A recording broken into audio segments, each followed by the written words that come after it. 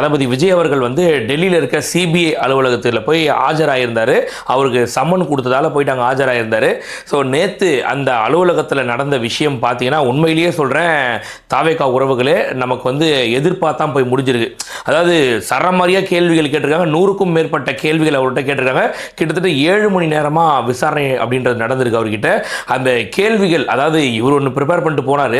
ஆனால் அவங்க கேட்கக்கூடிய கேள்விகள் வந்து பார்த்தீங்கன்னாக்கா உண்மையிலே சொல்கிறேன், தளபதி வந்து பதில் சொல்ல முடியாம அந்த இடத்துல ஸ்தம்பிச்சு போய் நின்றுகாரு. ஸோ நேற்று நடந்த அந்த விஷயத்தை வச்சு பார்க்கும்போது கரூர் வழக்கு அப்படின்றது தாவேகாவுக்கு எதிராக தான் திரும்பி இருக்கு அப்படின்னு சொல்லணும். என்னப்பா சொல்ற அப்படின்னு கேட்டா உண்மைதாங்க.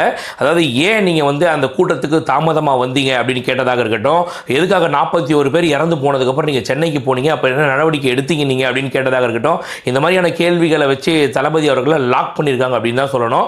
ஸோ நேற்றைய தினம் நடந்த விஷயங்கள் பார்த்தீங்கன்னா கண்டிப்பா நமக்கு ஒரு கசப்பான ஒரு விஷயமா தான் இருக்கு. அதாவது தாவேகாவுக்கு ஒரு கசப்பான விஷயமா தான் இருக்கு.